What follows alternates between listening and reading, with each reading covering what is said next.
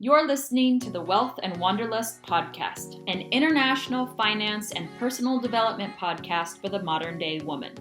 I'm your host, Vanessa M.W., and I'm here to help you build a better life abroad or in America.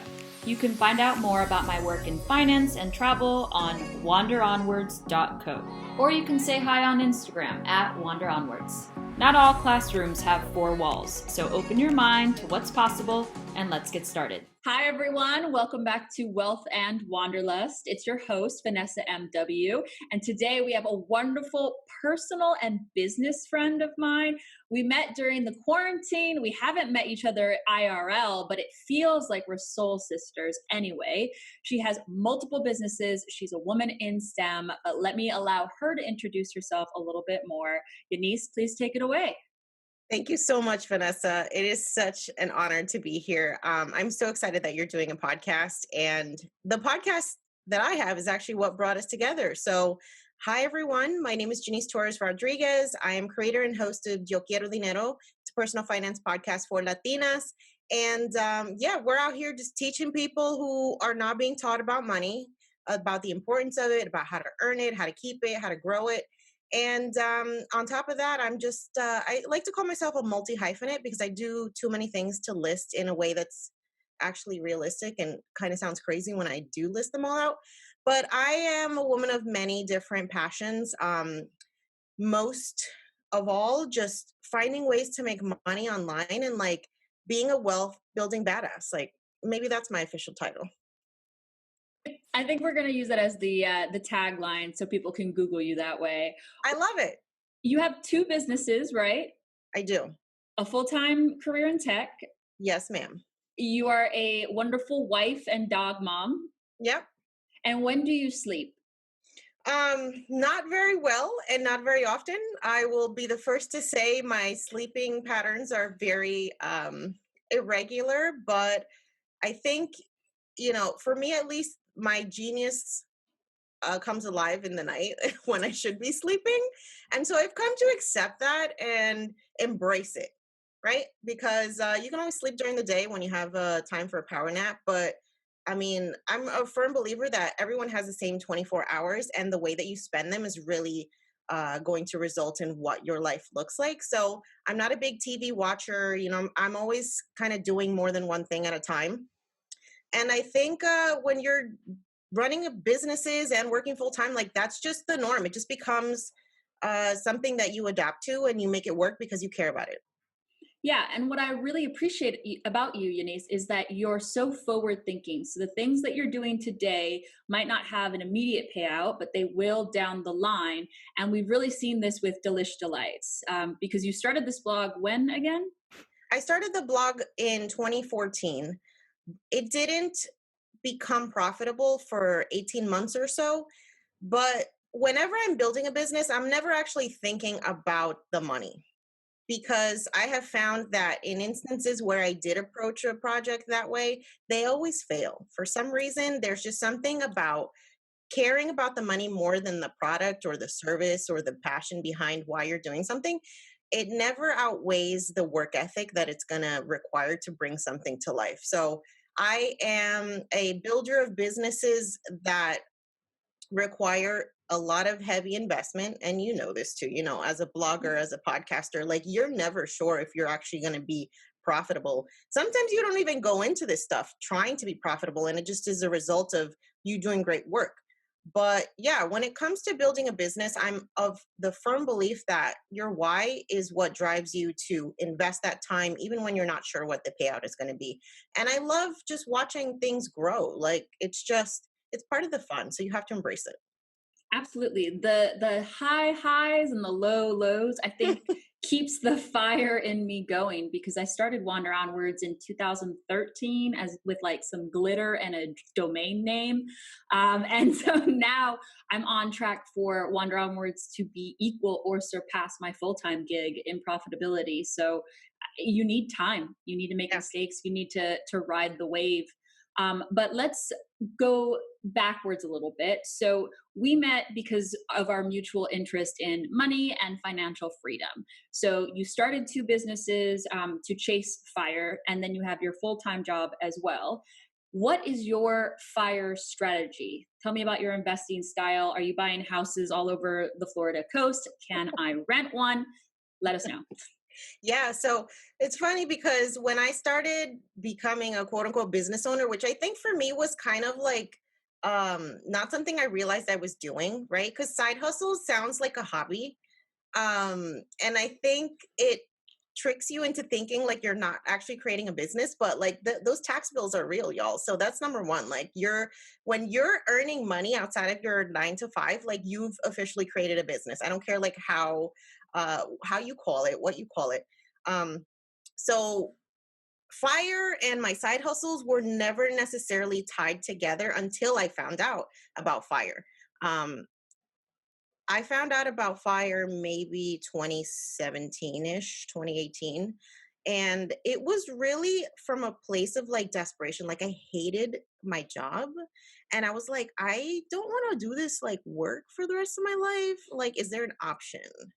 And, the advice we get from our parents is just like, well, suck it up. Like this is what everybody does. Just you have a good job, you make good money, like stop complaining.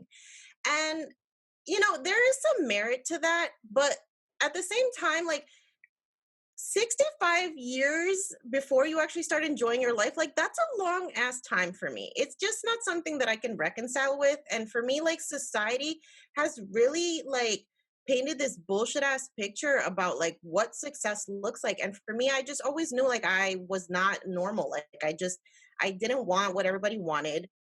I definitely don't follow a life that most would subscribe to, I think, just because it's like kind of insane and just kind of against everything that people tell you to do.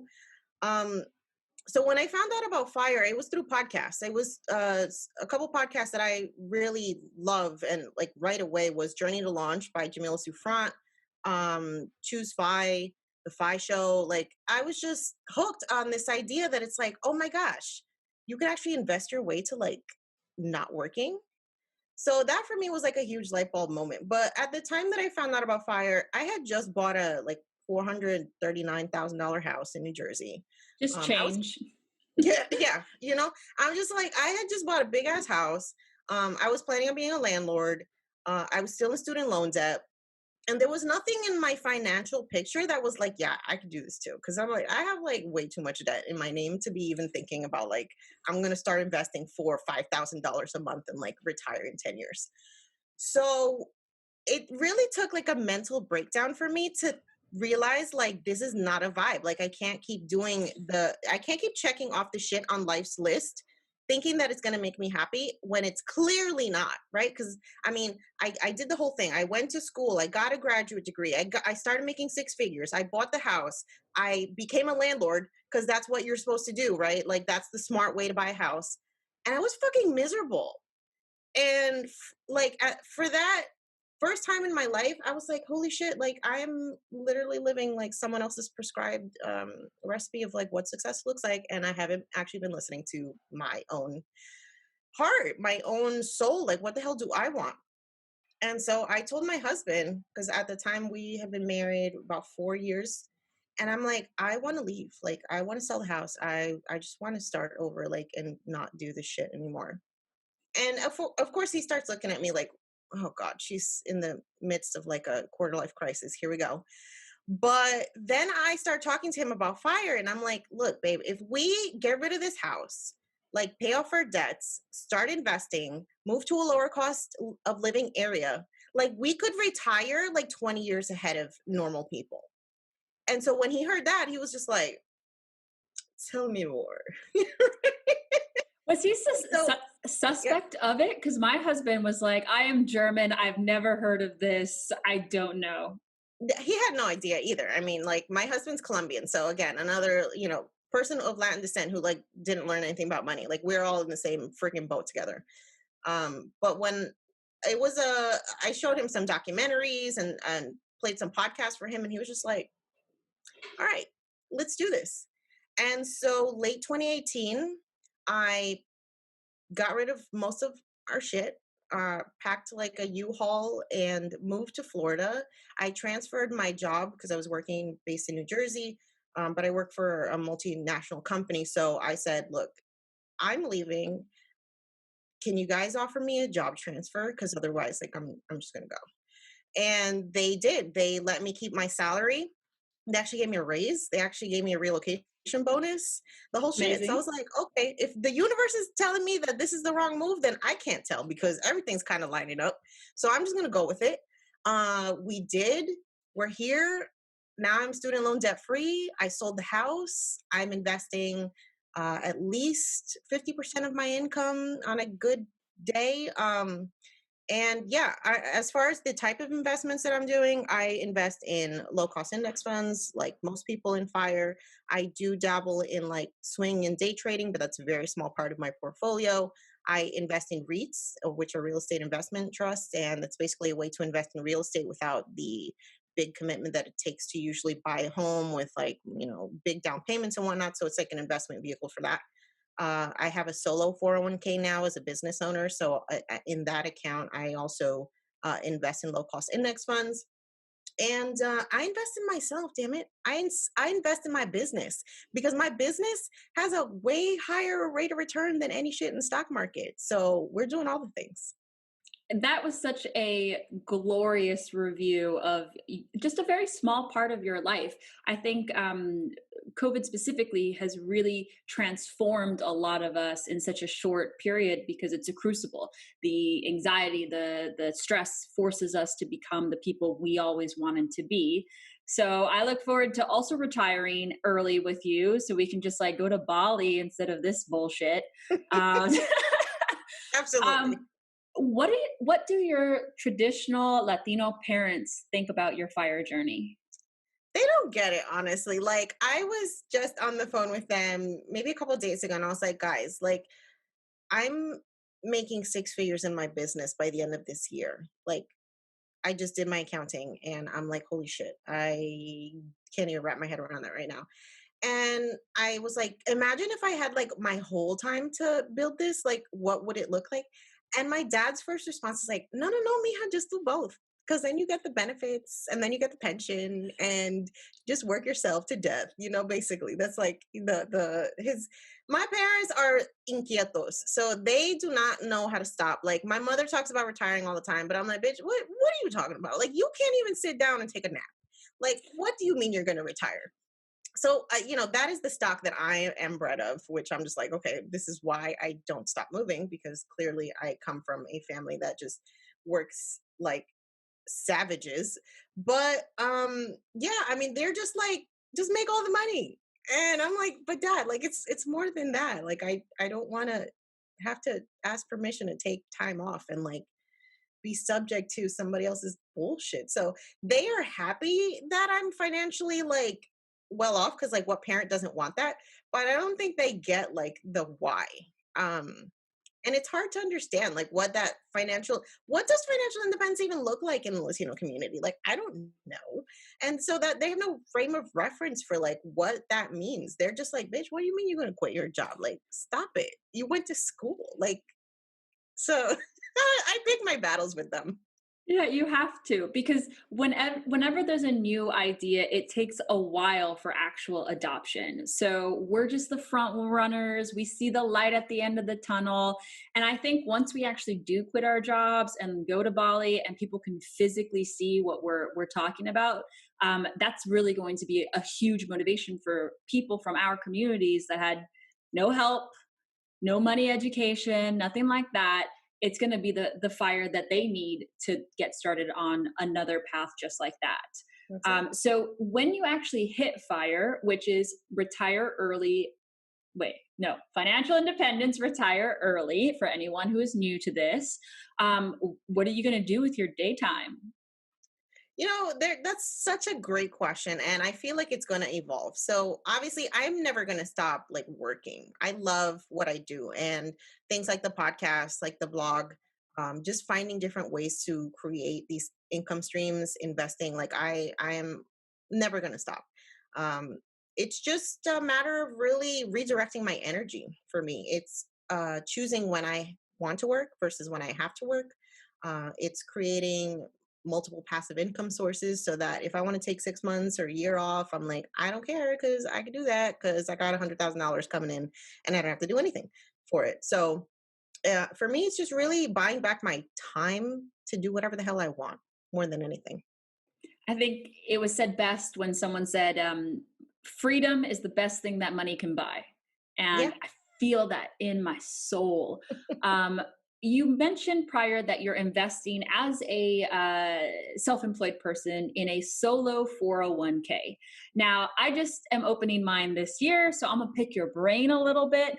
But most self-employed people don't realize that this is an option. I just learned this like this year. Yeah, me too. So a solo 401k is similar to a normal 401k where the employer and the employee both contribute to the solo 401k. Right. But you're the employer in a business and you're also the employee. So you kind of have this dual tax benefit. Right. Do you remember what the limit is off the top of your head? So the limit is, well, there's two limits actually that you have to take into account. So as an employee, you get $19,500. And if you have access to a 401k through your work and you have a solo 401k through your business, that $19,500 is a blanket across the two accounts. So you cannot contribute $19,500 at your job and then $19,500 as an employee to your business. What you can do though is there's a difference in classification, obviously, with the contributions as an employer. So as an employer, you can do up to 25% of your net profit, which the cap is about it's going to be $58,000 in 2021. So essentially what that means is after some calculations for like self-employment tax and things like that, you can pretty much double your contribution to a solo 401k depending on how much profit you've made in the year. So for me, I was doing this review with my accountant this week because obviously you have to make your contributions by the end of the year. And so I've maxed out my workplace 401k at $19,500, and I'm going to be able to, based on my profits, contribute another like $17,000 to my solo 401k as an employer. Which, I mean, if you can start a business and you want to pursue FIRE, like these accounts are not accessible to anybody who doesn't have a job, like a business that they've created, right? You need to be recognized by the IRS as a business. You need to have an employee ID number. But I mean, a side hustle like that, you're making an extra $2,000 a month, like anything qualifies you to have these accounts as long as you have an employee ID number. So yeah, like it's like the best kept secret for me in FIRE. It really is. And I can't believe we're not shouting at the top of the mountaintops about this. I think in our podcast on your show, we said the government hates the middle class because we get taxed at the highest rates. We're paying for everything. And we're not told that there are these different levers we can use to be more tax efficient, to lower our taxable income, to set aside tax-free money for our children in these 529s or a Roth IRA, depending on how your financial aid works. Right. I just learned this in like the last 2 years and I was kicked in the teeth by it. No, it's true. Like I always say that the American capitalism hates W-2 workers. Quick commercial break. Want to manage your money better? Check out my beginner's budget dashboard. It's an easy-to-use digital tool that helped me economize my lifestyle easily so I could invest over $20,000 in 2020 alone. Check out the link in the description. Like, if that's the only thing you're doing for income, you're getting screwed.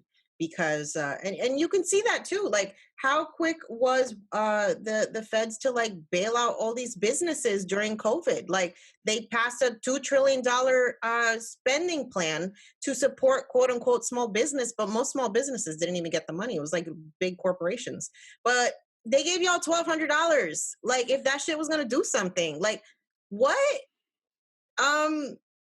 I mean, if that's not proof that like the government doesn't give a shit about you unless you're an investor or a business owner, like I don't know what is, because you look at the marginal tax rates for businesses and investors versus W-2 workers, we get the short end of the stick as W-2 workers, like all the time. So if you like want to reap some of these benefits of capitalism and the shit that's baked into our system, you need to start playing by the rules that have been written, because it's not like you're doing anything different. You're just using rules that people of privilege have been using for generations to protect their wealth. Yeah, it almost feels illegal to even know this stuff because Yeah. as Latinas and like people who reflect on their decisions, it feels like we're participating in the thing that we are supposed to be rallying against. Yeah. But I've given up that sort of like guilt mindset. I am protecting my bag. I am getting paid because I can't be of service to my community, my people, my friends and family if I am being walked all over by the system that was not set up for me to succeed. Yeah. And Poverty so is not noble. Like, no, ain't you don't nobody get doing shit from a place of scarcity and poverty. So like, if you actually want to change your community, you need to have some fucking resources, and that's money. Like, if you are the ones that own the businesses on the block, guess who can't come in there and like gentrify the shit out of it? exactly. I mean, that's it. Like, you need to be in a place of ownership if you're going to have a say about what's going on. Yeah. And my strategy further down the line, I'm an immigrant. So I'm very passionate about immigrant rights and about just immigration to the EU specifically, because some fucked up shit goes on over here. We literally allowed people to die in the ocean during the Syrian refugee crisis. But I do have a business, excuse me. When my business is so profitable, I can then donate to a charity that I will open and then lower my taxable income that way. And then through that charity, I'll call it Boats and Hoes. I'm going to go get those people myself. Like, Yeah. when you have capital, you have options, you have freedom, you have the ability to make decisions that can sit on your heart the way you want it to. Yeah. So I encourage people to learn the rules of capitalism and to draw within the box because people are going to do it anyway. So why not you as well? Absolutely. And prior to this little like emotional rant I'm having with myself, you mentioned a couple of passive income levers that you're experimenting with that you hope will propel your business forward when you want to go to Bali with me. What is passive income and what sort of passive income do you have? Yeah. So passive income, I think, is like a big misconception because as a blogger, like, passive income is something that people talk about all the time, like build a blog and you'll make $1 million. It doesn't work like that because, the way the internet works, people got to find you, right? It's not just enough for you to create some beautiful website, but then like nobody shows up. So one of the biggest sources of passive income that I have is organic traffic to my blogs. And that results in money that I get from display ads that I have on my blogs. So for anybody who doesn't know what display ads are, I mean, like whenever you go on most major websites, they have like little ads on the side, they have a pop-up, they have a thing that pops up from the bottom. All those things are paying for the website that you're looking at to be able to stay in business.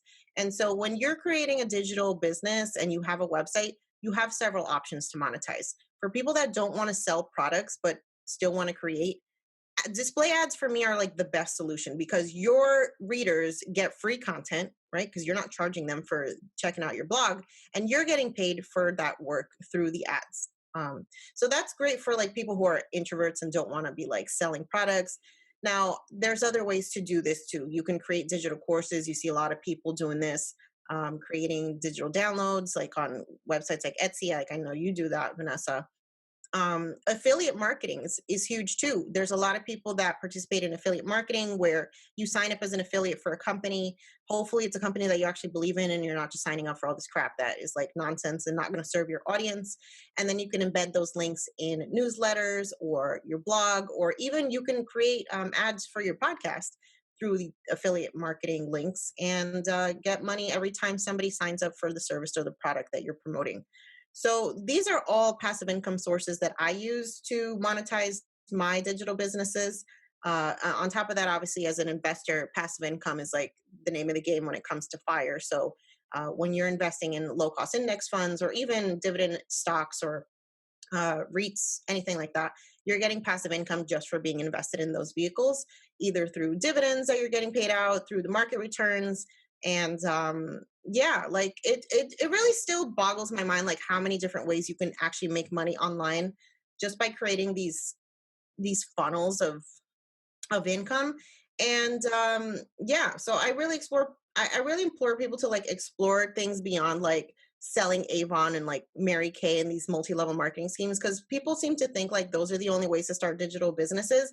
And those are just ways to like waste a lot of money, y'all. Like, don't do it. Yes.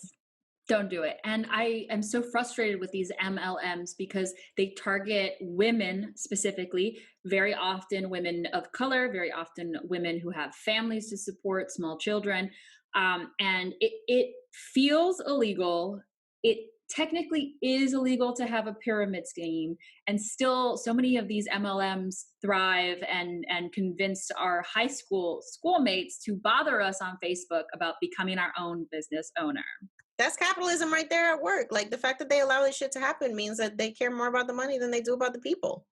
Agreed. And I'm glad TikTok is taking a stand on it because they're now starting to ban MLM content. But I am equally frustrated with Instagram because they're starting to limit how we're able to take ownership of our audience. They're limiting what we can show our audience in terms of links. For anyone who is about to build a customer base for their passive income, how would you suggest they own their audience and carry them beyond just an Instagram, a TikTok, something like that? Yeah, I think that's such an important question. And for me, like the message that I give to all of my my students, because I have a new course now that I'm teaching folks how to start these digital side hustles. Like, you need to create your own shit. You cannot create a business on Instagram and then be surprised when like you get shadow banned or you get blocked or whatever, because their rules are always changing. And if the only content that you're creating is on a platform that doesn't even belong to you, you're setting yourself up for massive amounts of failure. So whether it's a blog, whether it's a podcast, whether it's some kind of subscription model where people get access to something like through a Patreon or something like that, like, you need to create content that belongs to you. Because when all these social media platforms disappear, if they do, like, and that's where all your audience is, and they have no other way to reach you, to reach your products, like, you're screwed. You just built something that you just wasted all this time doing. So I definitely encourage people to think outside of social media for where their home base is going to be. Social media is a funnel to get them to where you actually live. Social media should not be where you live. Absolutely not. So ways to do this would be create a mailer, focus on your SEO. So your marketing funnel is being used properly. That was my big focus for 2020, create a marketing funnel that I don't have to be so active on. So Yeah. Pinterest. Okay, Pinterest, come through. I had no idea. I have 10,000 impressions on Pinterest alone from 3 weeks of work. That's And major. it's huge because it's a visual search engine. SEO on Google, I've been hammering that like crazy. I've been sending my links to Google being like, have you seen this new thing I have? Because you need to make sure that they're indexing your pages properly. So, I mean, this is a whole different conversation and we're coming to the end of our podcast, but I know that you have a new product that focuses on how to start a side hustle and turn it into a real one. So what's that about? Yeah, so it's called the Ultimate Side Hustle Starter Kit, and it is literally the culmination of the past 7 years of knowledge that I've gained and experience that I've gained building all these different types of side hustles. So it's for anybody who even is thinking about starting a side hustle. Maybe they already have one, but they want to start really turning a profit. It's for literally anybody who wants to create something that's digital based. So I'm teaching, I mean, the amount of stuff that's in this course is kind of absurd. Like, I was looking at it yesterday, putting the final touches on it. And I'm just like, this is way too much shit. Like, there's so much stuff in here. There's so much value, but we're literally walking through like how to choose your side hustle, how to embrace your entrepreneurial mindset, how to set up your finances, how to deal with taxes, LLCs, trademarks, blogging, SEO, how to make the transition from from side hustler to full-time, a whole list of resources that are free and low cost that I use. Like, there is a ton of shit packed in here. And on top of that, I'm doing 8 weeks of live coaching. So as you're working through the sections, we're going to get together once a week. You can ask me whatever questions you have. We can walk through your personal scenarios and we will figure out a way to implement these strategies into your business model. Like, it's wild how much stuff is in here. And I'm so excited for folks to really take this opportunity to start 2021 off with like just big ass goals, because I feel like 2020 really taught us like, why are we why are we waiting? Like, there's no guarantee for shit in life. And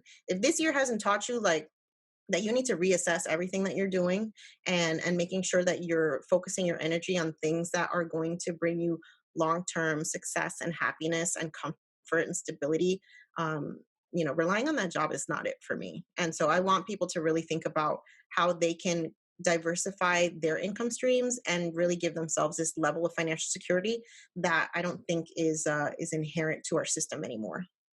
Absolutely. The Germans would say, hope for the best, but prepare for the worst. Absolutely. I love the practicality of Germans. I mean, those people know what they're doing. They really do. Okay, I think that's a great place to wrap things up. Jannese, where can everyone find you in the world? Yeah, so if you want to find out more about me, the best places to go to are YoQuieroDineroPodcast.com, and you can find everything out about the course, about the podcast, about me, and all the crazy things that I'm always getting into. And if you really love cooking and food and you want Latin food recipes, check out my food blog at DelishD'Lites.com. I love it. Okay. Thank you so much, Jannese. I will include everything in the comments section, and have a wonderful day, because I know it's a work day for you, as is every other day for me as well. And I will see everyone in the next episode. Have a good one. Thank you. Want to win a free finance-related digital product valued anywhere from $15 to $300? Just subscribe and leave a review on iTunes with your name. I'll announce the winner each month on the podcast, and you can DM me on Instagram to claim your prize. Thanks for supporting the channel, and I'll see you next week.